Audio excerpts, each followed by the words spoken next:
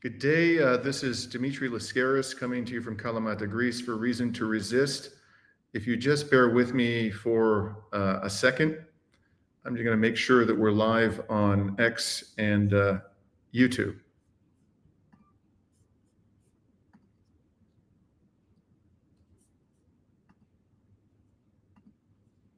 So we're good on X and just checking YouTube.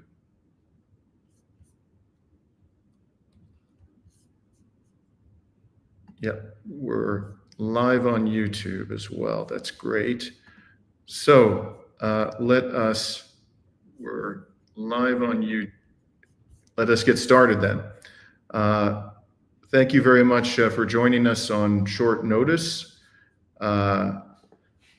Thank you, all of you. I can see people popping into the chat now. Georgina, hello from London. Pleasure to have you. We have Twilight of Moor 1, Blarg, Andreas, and it looks like Muna Ibrahim from Melbourne. Thank you for joining us today. So before I bring into more people joining from Vicky Nikolaidis, and somebody whose name is unpronounceable, but anyways, great to have you all. So before I bring into our studio the two humanitarian activists who are aboard a vessel that is currently sailing towards the Gaza Strip, I just wanted to, for those of you who aren't entirely up to speed on what has been happening in the Eastern Mediterranean the last few days, for the last several days, much of the global community has focused its gaze upon what is called the Global Sumud Flotilla. And this flotilla is a coordinated, non-violent fleet of mostly small vessels sailing from ports across the Mediterranean to break the Israeli siege of the Gaza Strip, where for 2 years, Israel's genocidal military has carried out, with the support of Western states, a genocide, and has done so before the eyes of the world. And within the past 48 hours, Israel's genocidal military has seized dozens of these vessels in international waters. This is a violation of international law. It is an act of piracy. Moreover, the genocide forces have kidnapped hundreds of crew members and activists aboard these vessels, taken them against their will into what is called the State of Israel. There is, however, another wave of vessels that is now making its way to Gaza in the Eastern Mediterranean. That's where they're situated, these vessels. One of them is called the Conscience. And we have managed to connect with two of the activists aboard that vessel, and we'll bring them into the conversation now. Hello. Let me introduce you before we go any further. So on the right of the screen is Khurram Musli Khan. Khurram is a humanitarian and pro-Palestine activist of Friends of Palestine Canada, co-organizer of Milton Palestine Action Committee, and volunteer donor with Connecting Gaza, which helps families in Gaza with financial and emotional support. And on the left is Ms. Wasson Agnew. Ms. Wasson is a First Nations woman from Canada. She's a health worker, a first responder in Indigenous community, land defender, and Indigenous rights activist. She has been deeply involved in Palestinian and First Nations solidarity. Thank you very, very much for joining us today. Thank you so much for having us. So, why don't you begin, and I'll sort of allow, you can ping pong back and forth and answer my questions, alternating as you wish. If you both want to chime in on some particular question, please feel free to do that. Could you just tell us, first of all, in what part of the vessel, the Conscience, are you currently situated? So we're just on the upper deck currently. Unfortunately, we don't get service on the outside deck, but this is a common area where many of us take interviews. Right. And it sounds like there are other passengers and crew members around you. Is that correct? That's correct. So can you tell us approximately where the Conscience is currently located in the Eastern Mediterranean? Yeah, Conscience is currently sailing through the Greek waters. So we just saw a Greek naval ship passing by. So are you north of Crete or are you beyond Crete at this stage? Are you east of Crete? So I don't know the exact location, Sosin. Do you know the exact location? We haven't passed yet. We're just south, actually. Okay. So you're actually south of Crete at this point? Yes. Okay. And so I'm sorry. By the way, I can see some comments. I can see some comments in the chat about the audio. Is it possible to lower the noise around you because it's hard to do with all the people talking? Unfortunately, in the circumstances, there's 82 passengers aboard. We're a small vessel, so we're going to do the best that we can, but we do have to share this common area, and it's the only area available with Starlink, so please bear with us. Right. So could you please tell us some more about those other 82 passengers? Where are they from? What walks of life? Just to give us a little bit of a sense of who are these 82 passengers that are there on the vessel? So the Conscience is mainly made up of healthcare workers and journalists. We're in solidarity with frontline workers in Gaza who are primarily targeted by the IOF. And we come from all over the world, all walks of life, different ages, nations. There's also a politician from France. There's activists from Norway, Denmark, other countries in Europe as well. And is this And there vessel? are also Sorry, go ahead. there are also three MPs from Turkey sailing on the boat. Do you know their names by any chance? Unfortunately, not. I know, I'm going to get it here. And do you know if they're from the governing party or are they from an opposition party? Do you know anything about their political? I'm not exactly sure. I know there's one who's from the Future Party. I don't know if it's in the government or opposition. Right. And from which port did the Conscience depart? Oh, it departed from Otranto in Italy. Right, and that's down at the very southeastern tip of Italy, if I understand. Is that correct? Right. Yeah. Right. And could you tell us a little bit about how you were all received in Otranto by the Italian people? On the day of our departure, Otranto is a small town, but there was quite a significant presence of our supporters, people who stand in solidarity with Palestine. There was music and flags and people just celebrating the fact that we were beginning our journey. Right. And where you're currently situated, are you, and I can see, a couple people in the chat are interested in knowing this. To your knowledge, is there any Western military, any Western naval vessel or any Western military aircraft in the vicinity of your vessel? No, not at this time, and we haven't heard from Canada of any support to us. Canada has expressed that they cannot guarantee the safety of their citizens in international waters, despite our comrades, friends, and family pleading for them to support us in the instance that we are kidnapped by the IOF. Right, and this boat, the Conscience, is it the representative of the Canada boat to Gaza, which is one of the members of the Freedom Flotilla coalition?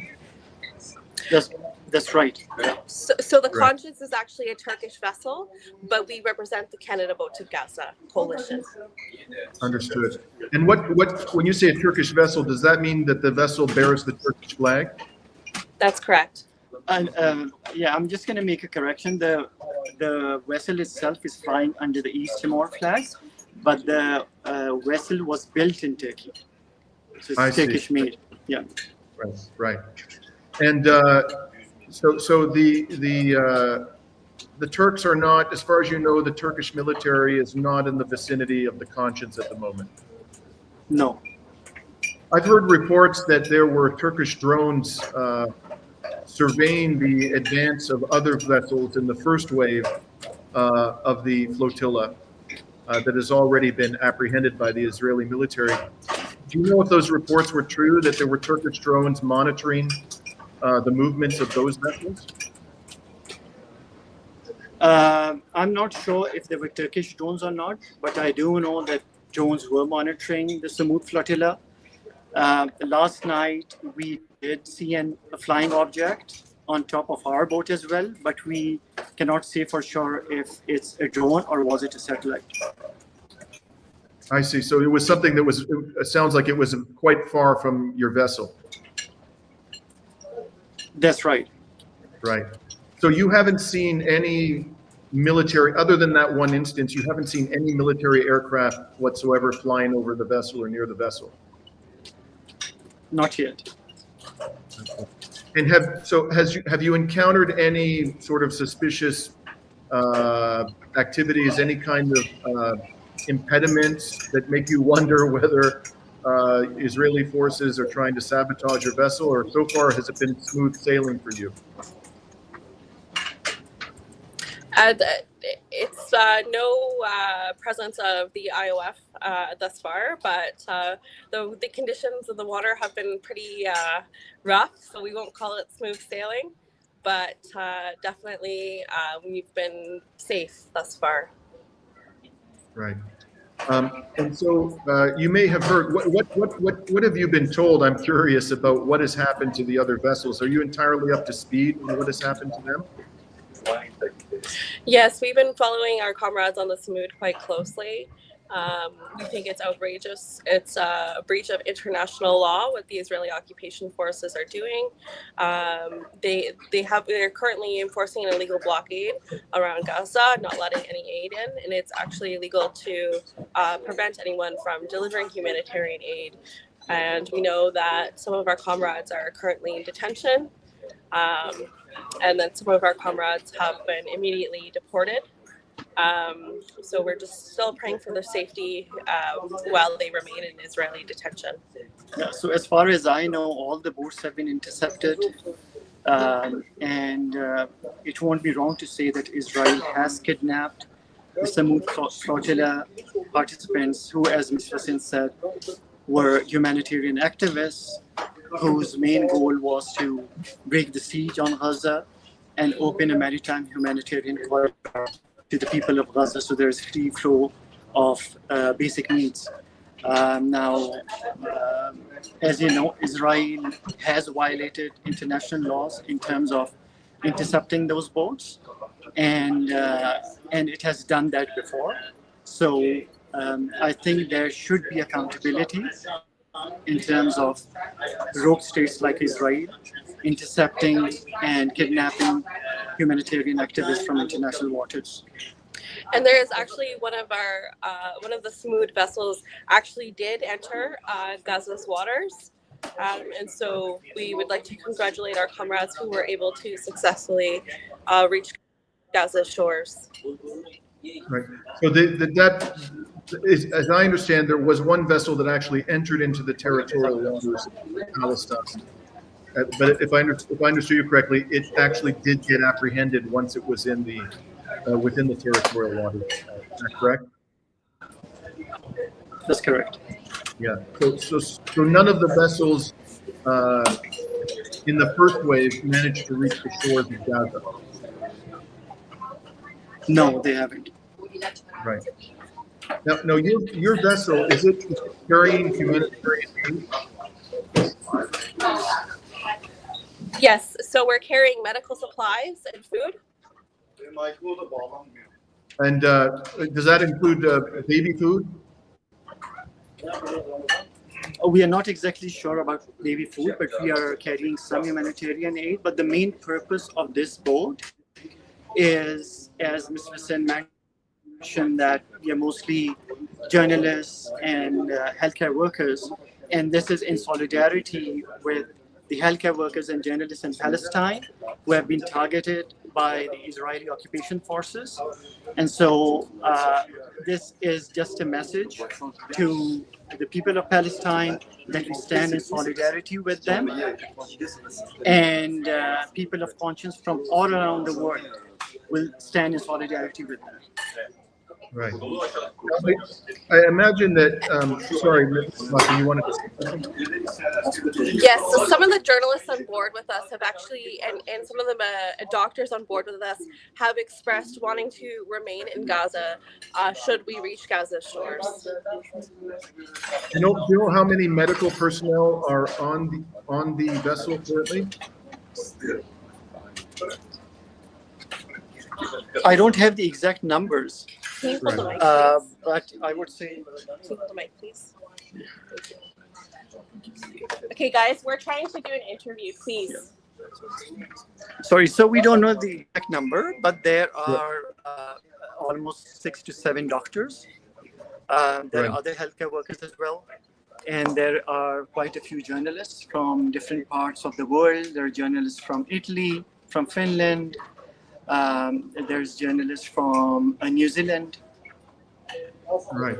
Now, I can imagine, as somebody who previously was on the flotilla, that you might have had to have some difficult conversations with your family members about undertaking this dangerous voyage.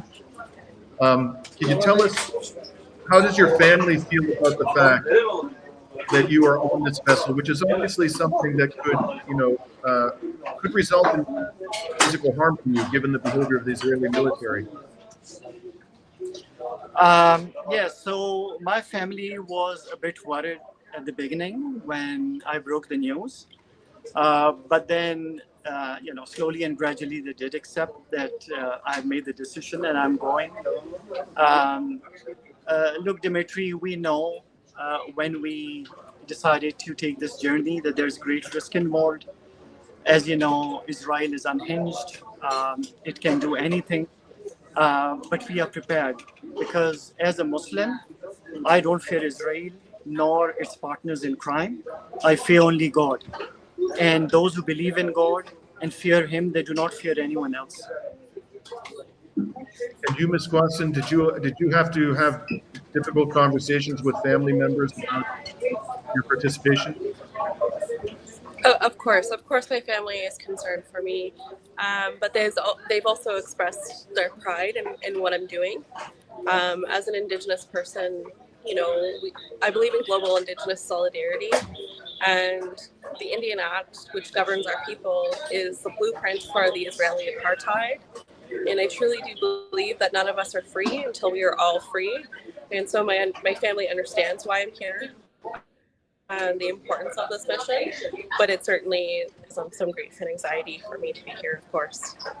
I'm just going to add one more thing, Dimitri, and that is the whole world has failed Palestinians. This was supposed to be the job of governments around the world to stop this genocide, and they have failed to do that. It's been almost 2 years now. We have seen a live stream genocide on our, on our phones. We are seeing images of children's body parts. We are seeing people being blown up, and we have been protesting for the past 2 years. But it seems like while the governments, for example, the Canadian government, Mark Carney, back in March, he did say that he's going to take concrete measures against Israel if it doesn't lift the siege on Gaza and if it doesn't stop the military expansion. That hasn't happened.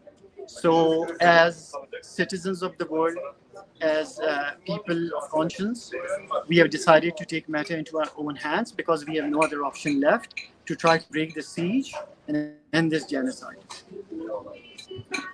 Now, since you mentioned the behavior of Western governments, a couple of days ago, Genocide Georgia, the Prime Minister of Italy, directed that the Italian Navy withdraw a frigate that supposedly had been accompanying the flotilla.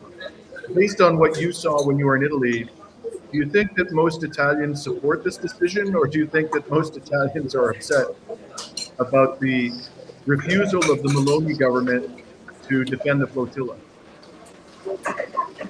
Well, those Italians that we met, they have been in full support of this mission. In fact, they had also set up a tent where they had, where they had offered food for people. But in terms of the support of Italians that we met, they were fully in support of this mission. Right. Not to mention the mass civil unrest that we've seen in Italy, all over Italy, and to demand that their government doesn't remain complicit and that they protect their citizens on board the Samud, the Thousand Madeleines, and of course the Freedom Flotilla coalition to break the siege on Gaza. And unfortunately, I see that when the Italian military tried to convince the Samud to hand over their aid as an act of sabotage. That was quite disappointing. And even the accusations that the Samud would somehow risk the United States peace talks with Israel, which is just absolute nonsense. And I noticed one of the commenters by the name of Thera P identifies as Italian and Spaniard and says in capital letters she's very upset about the decision, as I'm sure many of our comrades in Italy and Spain are. I can tell you here in Greece there is a tremendous amount of outrage on the part of the Greek government not to lend any aid to the flotilla. However, at least until this point, it seems like you've been able to pass through Greek waters unimpeded. So at least we can say that much, which is something. Can you tell us a little bit about just sort of the atmosphere on your vessel right now? What's it like? How are people feeling at this moment? People seem to be in good spirits. People are prepared for any interception. We have had trainings, so we are all prepared. But we are hoping that we reach the shores of Gaza, inshallah. Yeah, if people here, we eat our meals together, we sing together, we're making artwork on the boat. We're all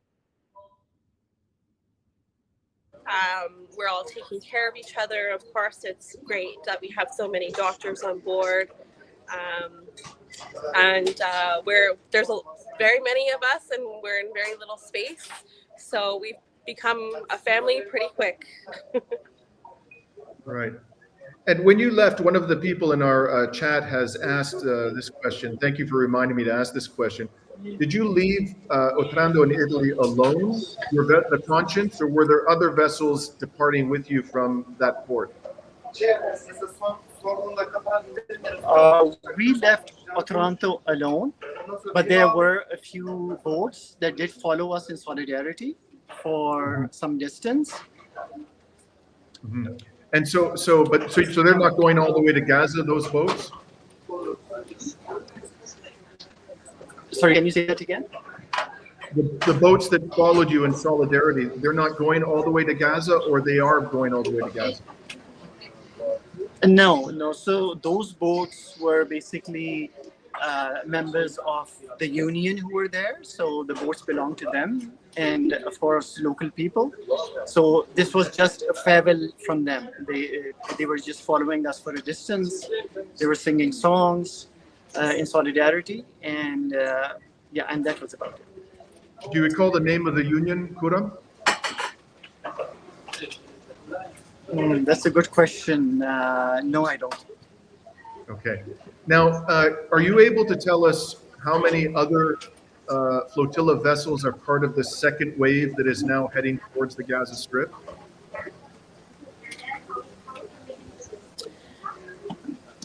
So it's unclear at this point how many ships are with the Thousand Madeleines. It looks as if we might be passing them. Our vessel moves quite a bit faster, but due to technical things, we're not sure of the arrival dates of our vessel or their vessels, so it's kind of up in the air right now. Right, but how many are there in this current wave of vessels? Is it 10 vessels, 20 vessels? Do you know? Yeah, there are, I think, 9 vessels in total with 1,000 Madeleines and Freedom Flotilla. And they are all moving towards Gaza. As far Right. as I know, the first wave left from somewhere in Catania. And there were other boats that also joined them, I guess, from Greece, if I'm not wrong. But I've heard Right. that there are Italian MPs on those boats as well. Yes, I believe that there's a vessel that's going to be departing from Crete, and I'm hoping to be able to interview somebody on that vessel shortly. So do you know at this stage whether there will be another wave after your wave? Is the intention that there will be a further wave? As you may know, Dimitri, Freedom Flotillas have been running since 2008. There have been many flotillas going to Gaza since then.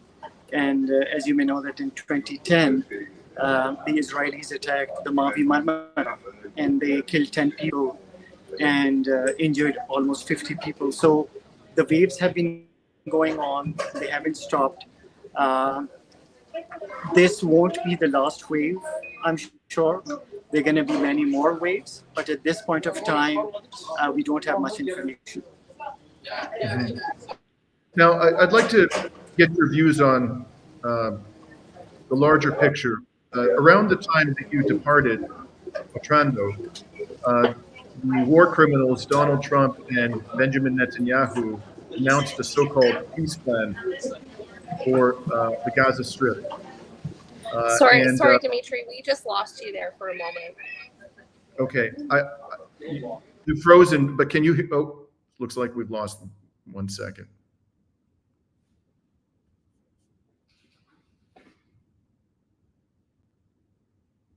And by the way, everybody, as we're waiting for our comrades to come back, please feel free to put questions in the chat. I am trying to monitor them as best I can. Unfortunately, Rami Yahya was not able to join me for this particular live stream, so I'm going solo, and I'm doing what I can to keep track of the comments. But if you have a question for Misquasan and Kuram, please do put it in the chat, and I will ask these questions as they arise. You may be interested to know that I actually asked them to do the interview up on the deck of the vessel so that you could see what they see when they're standing aboard on the deck. Unfortunately, there's no internet connection up there available to them. So they had to go down in the cabin, and that's why we're having to deal with so much noise.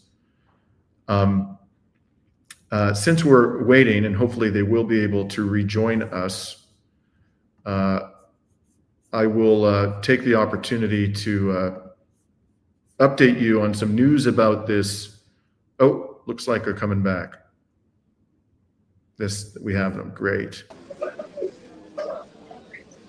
For some reason, there's another. Okay, we're good. Thank you. Can you hear me now? Can you both hear me? I can hear you, but it's not the great. Okay, let's do the best we can. Graham in the chat has a question for you. His question is, when do you expect to enter the danger zone? I'm hearing you, Dimitri. Can you hear me now? Sorry, we're having a really hard time hearing you and maintaining a connection. Okay, can you hear me now?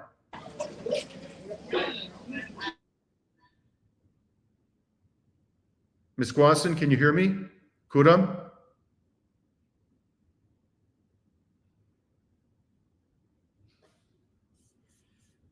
Well, let's sit tight and see if we can recover the connection. Anyways, as I was saying a moment ago,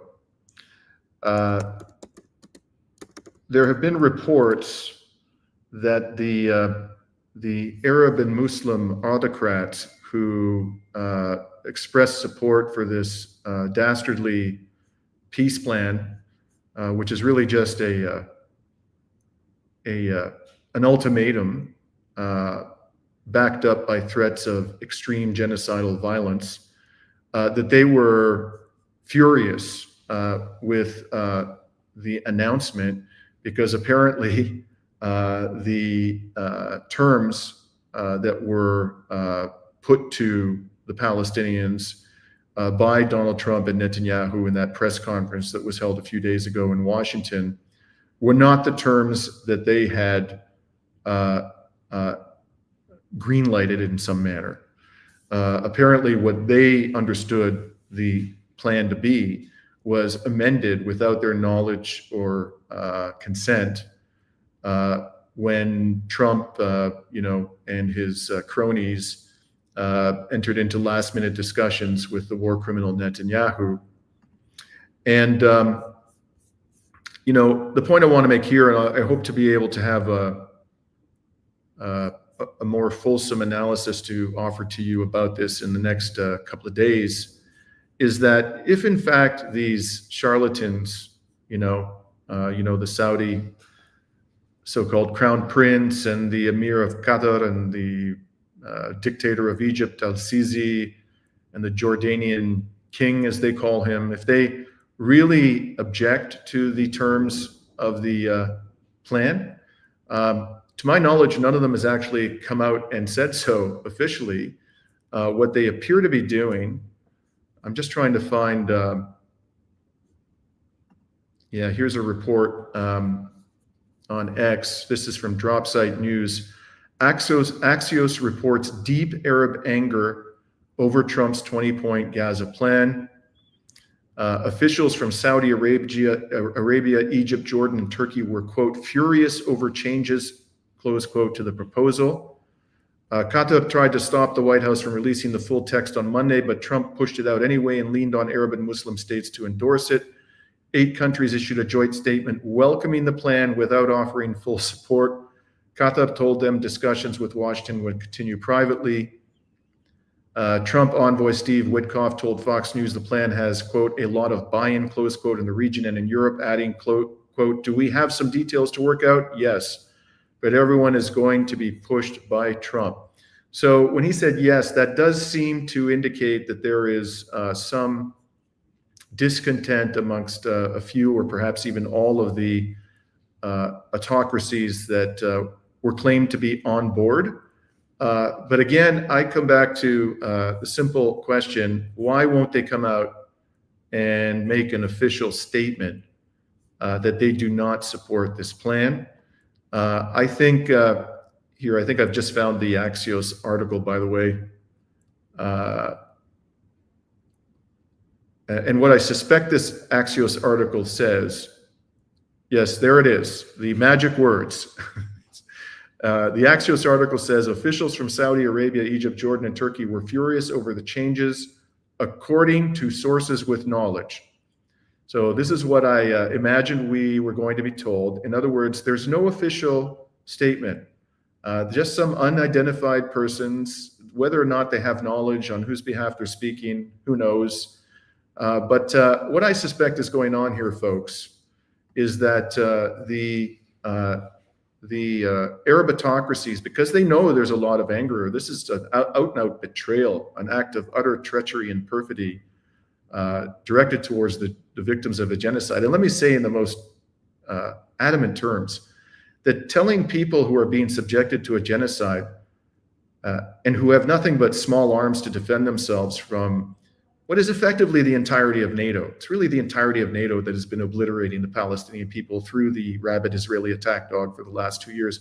Telling them they have to give up those weapons and hand them over to the people who are perpetrating the genocide is the most obscene thing I can possibly imagine. I can't find language strong enough to express my contempt and loathing of the people who are saying that the victims of the genocide, who are barely able to defend themselves at all from these genocidal monsters, have to give up their weapons and have to do it without any guarantees, any meaningful guarantees that anything will be given to them in exchange.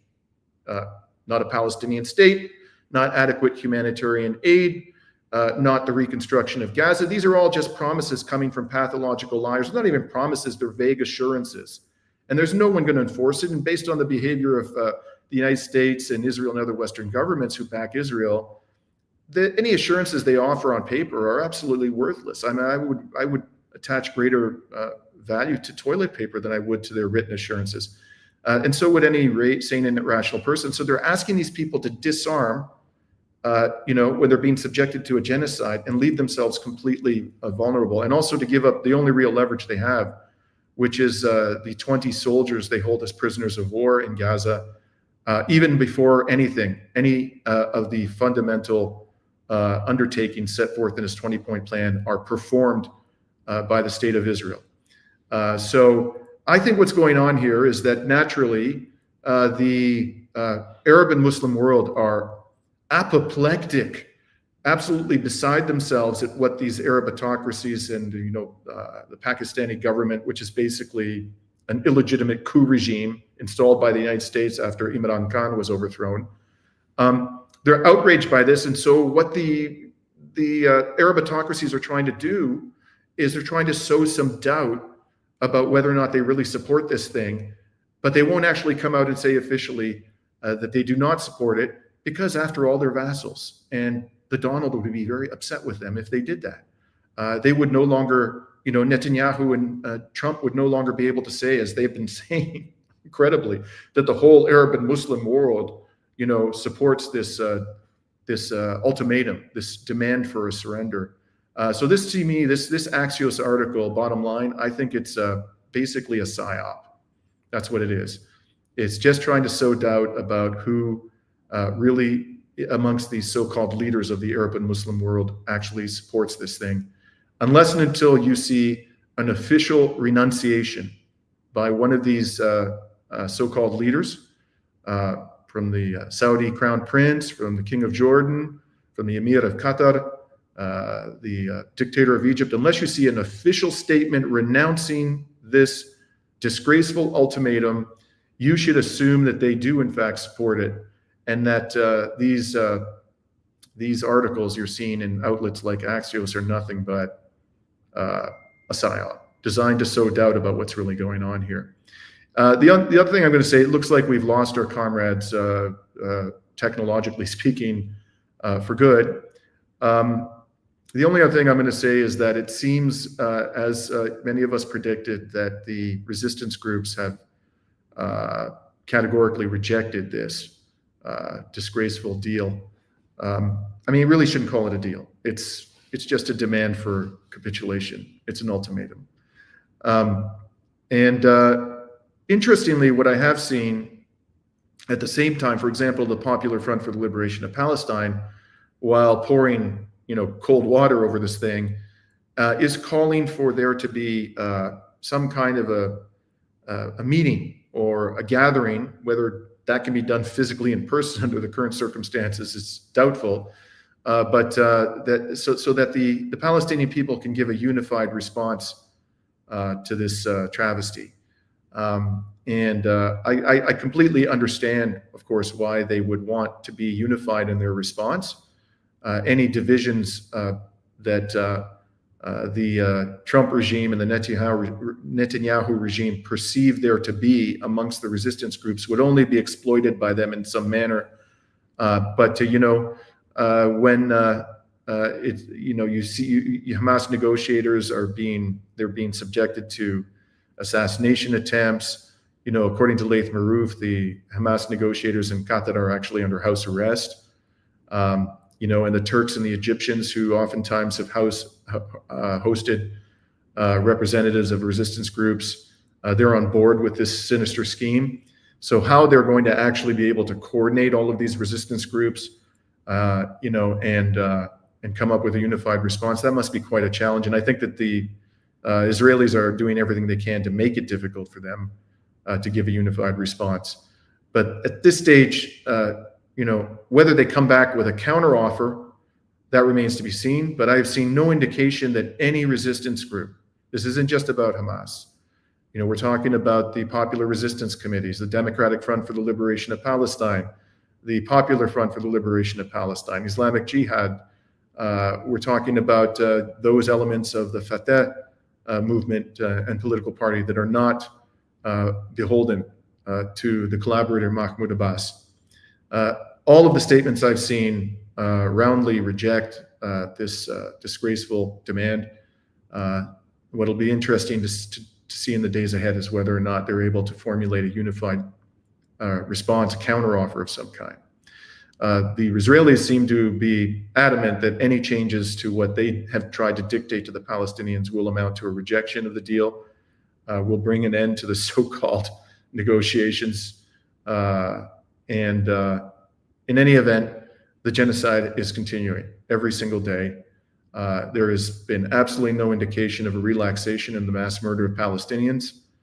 If you want to follow closely what is happening on a day-to-day basis and how Palestinian resistance groups are responding to this, I suggest you go to Telegram and you look up two channels, the ones that I find most informative. One is called the Military Media Channel, and the other is called the Resistance News Network. They don't speak on behalf of any specific group. They provide information and responses, statements from all of the resistance groups, not just in Palestine, but also in the broader region of West Asia. And they're putting out multiple messages a day. How they manage to do that under the current circumstances, it's amazing. But there you can find the most current and up-to-date and reliable information, as far as I've been able to tell, about what's happening in Palestine and how these groups are responding. And by the way, if you live in the European Union, you're going to have to use a VPN to access these channels, because they have been outlawed in the European Union. For some reason, curiously enough, if you're from Canada, you are able to access these channels. I don't know how much longer that'll last, but just make sure that you have a VPN if you want to try to access them and you live in the European Union, this so-called paradise of free speech. In any case, we're going to be signing off for now. I think I just received, as I was speaking, a message, a text from our comrades on the Conscience, and they say they apologize. Their connection is terrible. So we wish them safe voyage and all success. And I know that nothing would make you all happier than to see these freedom riders of our time, because that's what they are, reach at last the shores of the Gaza Strip. Thank you for joining us today. And for now, this is Dimitri Lascaris signing off from Kalamata, Greece. Peace out, everybody.